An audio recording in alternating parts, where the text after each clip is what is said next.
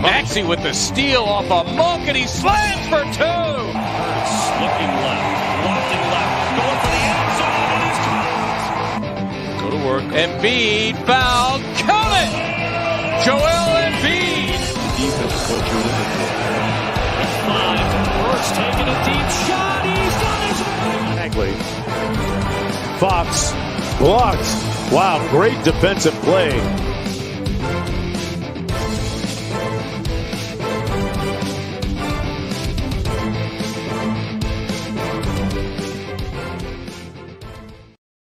What is up, everybody? What is happening? Welcome to Party on Broad. Today, we are breaking down some Sixers conversation. And to help me do that, I've got the man, the myth, the legend. He is Carlin of Sixers Wire, one of the best Sixers Twitter followers, period. The man breaks it down. He is a workhorse.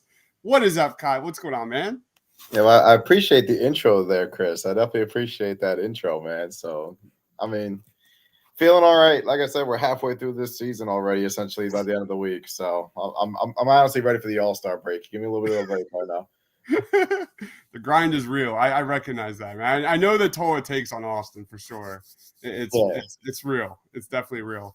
Let's jump right in here, man, because we got some recent Sixers news, and that is Charlie Brown Jr.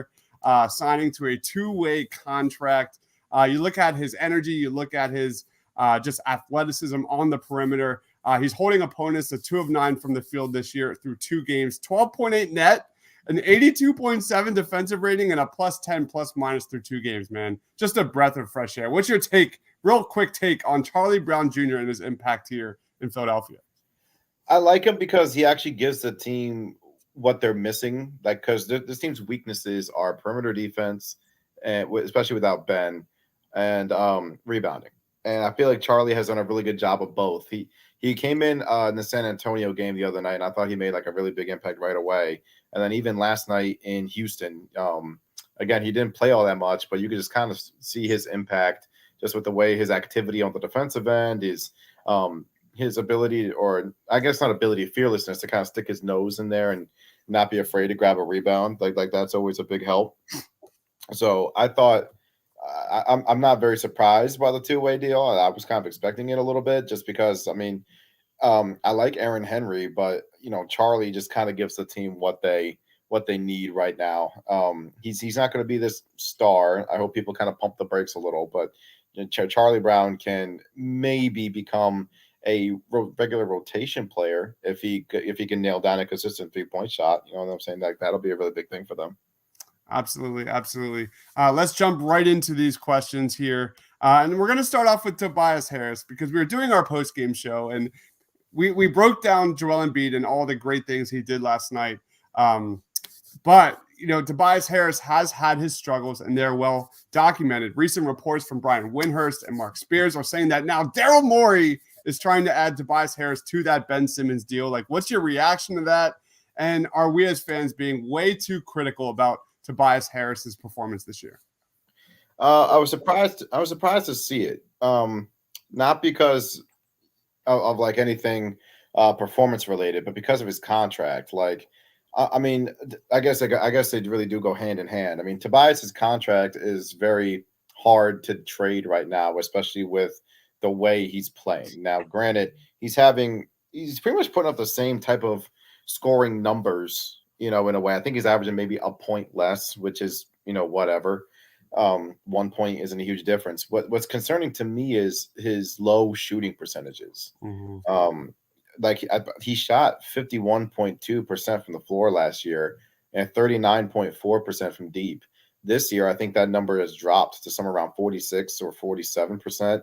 And then I believe he's shooting below 30% from deep. Maybe he's at 30 now. But I mean, Tobias to me is just like, he's definitely not worth that contract. Let's just put it out there. He's not worth the contract. So I don't really understand why teams would be lining up to trade for Tobias. And then think of it this way too, Chris. I think Brian Windhorst actually mentioned it in his report on his podcast. Ben Simmons and Tobias Harris are making $72 million combined this season. In order to trade that, you're going to have to bring in $56 million in order to make that work. So there are only 2 players really in the league that really come to mind who have big, ginormous contracts. One of them is John Wall, who hasn't played this year for the Rockets as they continue with a rebuild, and they both have agreed to sit each other out. And then there's also Russell Westbrook out in LA. And I know Daryl has a history with Russ. I think Russ had one of his better seasons in Houston, that one season with the Rockets. But I can promise you they're not going to go after Russell Westbrook. So I don't think Tobias gets traded. So that's just my big take on it. They may be trying to. I believe that they've been trying to, but I feel like it's more of a feeler to maybe see what his value is, what his worth is right now, rather than anything serious. I do think the fans are too hard. I mean, but I also don't. I'm also not a big believer in the whole booing thing. I'm sorry, I don't get it. I don't really get it, and I think it's because I'm not from Philly. I'm from Michigan originally. I mean, I don't really remember booing people growing up as a kid. Uh-huh. And who knows? Maybe it's just because I'm not from here, but I don't understand the whole booing thing, and I don't really feel like Tobias is deserving of the disrespect that he continues to get, like with this team. Like a lot of people seem to forget he should have been an All-Star last year. He absolutely should have been an All-Star last year. And I thought he played well in the playoffs. Unfortunately, he came up short in Game 5 against Atlanta. That Game 5 was awful. And then in Game 7, I thought he just missed a little. He missed a lot of bunnies. I will admit that. But I thought Tobias played well all throughout the playoffs, and just he's having a rough start this year. But I feel like a lot fans really need to kind of back off. That's just me. Sixers fans see that 37 number, that 37 million number, and that's really what it is. It's like Andre Iguodala back when he was great until he signed that huge extension, and then the fans really soured on him. Yeah, so I mean, he's just not the playmaker, that number 2 scorer and he's above average starter in the NBA. I think he's a really good player. He's just not worth that price tag, and that's really what it comes down to. And I agree with you, but it's also like, if you were to put yourself in Tobias Harris's shoes, what are you supposed to be like? Oh no, I don't want that money. Like no question. Like, I mean, come on. So, if you want to get mad at somebody, get mad at the front office. I mean, for giving him the contract. So I mean, get to do that. But Tobias, you can get mad at Tobias for not shooting well. You can get mad at Tobias for maybe, losing track of time, because I think he had a 24-second violation last night in Houston when he should have put the ball up. He's lost track of time. You can get mad at a player for that, but don't be out here like disrespecting him and killing him just because like he's missing some shots. I mean, it happens. It's basketball. The slump is real, though. I mean, you look at December 20. What did he shoot from 3 in December? It was 26% and then 28% now in January. So the shooting slump from 3 is just killing it. It's tough. See, I put some of that not having Ben out there. Absolutely. Yeah, and I'm pretty sure we all can figure that out. And it's obvious. I mean, you look at his numbers last year between Ben Simmons and Tobias Harris. They had a 7.6 net rating when on the floor together, 56 effective field goal percentage, 113.8 offensive rating, and over 1,400 minutes. So It's obvious. Right, and Tobias, I think he mentioned it after the Orlando game. I think when he had the big bounce back, and he played really well in the Orlando game. I mean, he mentioned it. He goes, listen, I'm a player that likes to get out and run. I'm a player that likes to have the pace pushed. I'm a guy that, when we can use our athleticism, get some defensive stops and get out and run, then that helps my offensive game. And the Sixers have been one of the slowest teams in the league this year. You and I talked about it like right before we hopped on. They've been very slow. And it's mostly due to the fact that they haven't been able to rebound. But when you're missing a 6'10" gazelle of a point guard who is an elite defender, an elite rebounder, an elite playmaker, the other pieces of your team are going to have to adjust. And it's taken Tobias a long time to adjust, because he's a guy he plays within his rhythm so much, and he plays within the flow of the offense to where like he's going to go as the offense goes. Like, so without Ben, it's been tough for him. No doubt. Speaking of splits, Joel Embiid splits in January 4 games are ridiculous. 31 points, 10 boards, 6.8 assists in 30.3 minutes. He has the highest usage percentage in the NBA at 42% so far through January. An assist percentage of 37.5. His improvement as a passer has been incredible. We were questioning last night during the post-game show, like, is this the best Joel Embiid we have ever seen? And that's our next question, man. Which Joel Embiid? I mean, Joel Embiid finished second in voting last year for the MVP. In your opinion, which version is better, this one or the one last year? I'd have to say this one, just because he's being hit with a lot of pressure and a lot of adversity. I mean, obviously the Ben Simmons thing is still holding, like, it's like a black cloud kind of right now, just hanging over this franchise. So Joel is he's having to deal with that right now. Another thing is they're dealing with a lot of COVID issues. They're dealing with a lot of injury issues. Guys are in and out of the lineup. You don't really know who's going to be out there for the Sixers on a nightly basis. You have to pretty much check the injury report and, just every hour basically, and just see who's on it, who's not. And I feel like he's really stepped up to the challenge, especially recently. He's kind of understanding now. I think Doc said it at practice the other day. He's finally realizing you can't settle for jump shots. You are the biggest and the baddest dude out on the floor. You need to attack. And I feel like we are seeing that out of Joel for the past 7 games. And I feel like it's going to obviously have to continue. I know they play the Charlotte Hornets next on Wednesday, tomorrow night. That will not be a cakewalk. Obviously, they needed Joel to be superhuman to win both of those games down in Buzz City earlier in the season. So, again, you're going to need more out of Joel moving forward. They got 3 big matchups coming up this week. They've got Charlotte, they've got Boston, and then they've got Miami. So it'll be interesting to see what happens with that with this stretch. The way he's just carried this team, especially in the fourth quarters, in several games over the last 2 months, has been nothing short of remarkable, man. Next question: do you want to see more of the Joel Embiid and Andre Drummond lineup, or was that a one and done concept? You look at this, the rebounding issues with this team, dead last in the NBA in rebounding. They are 20th in offensive rebounds per game, and they are near the bottom of opponent's second chance points. They have been getting killed. That has been well documented.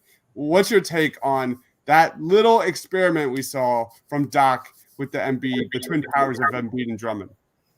What's interesting? I remember, I was in Orlando for that game, and like I was sitting there and I saw Andre get up, and I was like, oh, okay, all right, so we're gonna give Joel his break.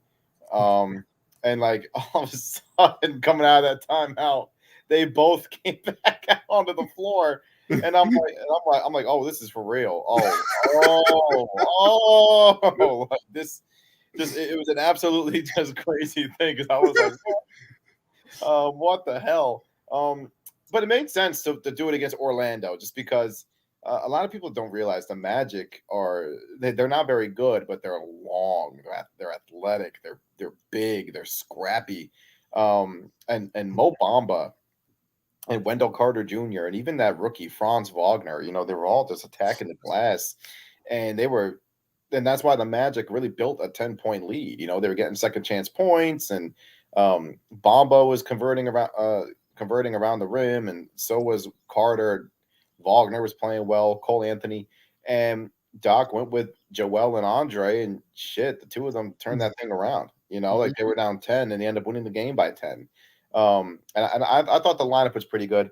I think we'll see more of it, Chris, but I think we'll see it more depending on the matchup. It's not like they're going to do it against the Golden State Warriors. I know they're already done with the Warriors, but that's just an example. You're not going to do it against like a small ball lineup team like that. But when they play the Magic, which I know Orlando comes back here on the 19th, they come to Philly. We could see more Andre Joel matchups there, just because of the size and length that the Magic continue to offer. Another one that I'm thinking of is maybe Brooklyn. Maybe take advantage of size there, because Brooklyn, all they have really at the big man spots, Aldridge, Griffin, and Nick Claxton. So you could maybe take advantage of that. Maybe against a team like Milwaukee. The Bucks are a team that has a ton of size. So, like there's a lot that they can rock with. But yeah, I was completely shocked to see Joel and Andre go out on the floor in Orlando. I was like, yo, that's wild, Doc. That's wild. I think Drummond has been playing better lately, especially around the rim. Next question for you, man. I like this one. Who is more important to the Sixers offense? Is it Seth Curry or Tyrese Maxey? For me, it's Seth Curry, and it's because Seth is such an elite shooter. Tyrese is getting better, obviously, as a shooter. We've seen it. But for me, it's Seth, just because, the guy's such an elite shooter. He's got such a cannon. He can put the ball on the floor. He's improving as a passer, too. And I don't care what Seth's three-point percentage says lately. Every shooter goes through a slump. Seth Curry, you don't want to leave that dude open, at any point. The two-man game between him and Joel is so deadly, just because Joel is as skilled as he is at 7 feet tall.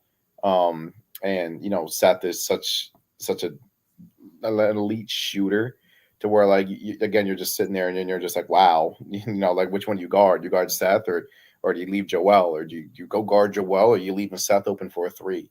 So for me, it's Curry. I love Tyrese Maxey. I think he's going to be a really good player. But at this moment in time, yeah, it's Seth Curry for me. It's definitely Seth Curry. Definitely Seth Curry. There's no question for me. But that was a fun little debate I had on our YouTube channel, on our poll there. But for me, it's Seth Curry. He's been just lights out. Absolutely lights out. And the last question, man, before we head out, what is your kind of latest take on all these trade rumors involving DeJounte Murray, John Collins with the Atlanta Hawks, and, like, how do they fit roughly with the Sixers? What's your take? Well, I think Murray fits better than Collins, and it's just specifically because, what do you do with Tobias? Like, if you acquire Collins, you have to trade Tobias. You can't put him back at the three and try that damn Al Horford experiment again, because Harris is a power forward. He is. He's not a three. He can play the three for stretches. Like, if you were to go big, you can have Tobias at the three or whatever for a stretch during a game. But if you're going to go back to Tobias starting at the three, next to John Collins and Joel, I don't see how that works out. Collins is a solid 3-point shooter. I think he shoots over 43% from deep on 3 attempts, but it's 3 attempts. Exactly. It's not like he's out here taking 5, 6 threes a game and hitting 44% of them, So that would be a major concern. I love DeJounte Murray. I think DeJounte Murray is an underrated player. It just so happens he plays in San Antonio, and the Spurs aren't good anymore. Like, the Spurs are not the Spurs of old. Even when the Spurs were the Spurs of old, nobody cared about Tony Parker, Tim Duncan, and Manu Ginobili, which was crazy to me. Yeah, right. But yeah, he happens to play in San Antonio. DeJounte Murray is a baller. That guy he's a terrific defender. On the offensive end, you can clearly see the strides he's made. I think he's averaging somewhere around 19, 8, and 8. And he's shooting the ball too. He's shooting it from deep. So I think Murray would be an absolutely perfect fit in Philadelphia. Well, maybe not perfect, just because he's not some elite 3-point shooter, but I think Murray does fit better than Collins. All right, that is the Kai Carlin, man. Tell everyone what you got going on, man. Where can we find you, dude? All right, you can always follow me on Twitter and on Instagram at Kai_Carlin. You can always check me out at SixersWire.com. And you can always check out the Bell Ringer podcast over at it's on Spotify, Apple, wherever you listen to your podcasts. Dude, thank you so much, man. Did you get your tickets for the Batman yet? They're not actually. Listen. I'm actually going to clear this up. I don't like Batman the superhero, but I like the Batman movies. Okay. But admittedly, I have only seen the Christian Bale ones. Admittedly, like, I haven't seen Michael Keaton. I haven't seen who is the other Batman other than Michael Keaton? You have Ben Affleck, Kevin Conroy in the animated series. Okay, I forgot about that. I've seen the Ben Affleck one as well. I watched the Ben Affleck. I watched Batman v Superman, and I thought it was like the worst movie of all time. It's terrible. Terrible movie. Yeah, I didn't like that movie at all. I can't fight that. There's no argument there. Yeah, I thought that movie was absolutely terrible. So, listen, I loved the Bale movies. I love Begins. I love The Dark Knight. I love Rises. I thought all 3 movies were great. Obviously, The Dark Knight's the elite one out of the 3 of them. Yeah. But yeah, I thought they were terrific. I'm gonna give this movie a chance. I'm not really sure what to expect out of Robert Pattinson, but we will definitely see. Honestly, the movies I'm looking forward to is Morbius. Really? because I'm a Marvel guy. I love Okay. Morbius. Looking forward to that one, and also the new Kraven the Hunter movie. Yeah. And you know, I'm definitely looking forward to Spider-Man 4, 5, and 6. Like whenever they begin those movies, because Did you see No Way Home? Did you see No Way Home? I saw it opening night. Oh, nice. Me too. Yeah, I saw it opening. Actually, I didn't see it the 16th. I saw it the 17th. The 16th, I was in Brooklyn. Okay. So the next day, you know, I drove home, and then went to the movies. So yeah, I loved it. It was so well done. Terrific. So good. All right, man. That is Kai Carlin. Follow him on Twitter at Kai_Carlin. Thank you so much for joining. Check out all of his amazing content at the Sixers Wire, the Bell Ringer podcast. Thanks again, guys. Be sure to smash that like button, subscribe. Check out all of our work at thepaintylines.com. And you can find this podcast, Party on Broad, on Spotify, iTunes, wherever you find your podcasts. Thank you, everyone, for watching. Stay awesome, everybody. This team getting that paint. Maxey with the steal off a Monk, and he slams for 2. Hurts looking left, wanting left, going for the end zone, and he's caught. Go to work. Embiid foul. Count it. Joel Embiid. Defense is what you're looking for. With 5, Hurts taking a deep shot. He's got his Exactly. Fox blocked. Wow, great defensive play.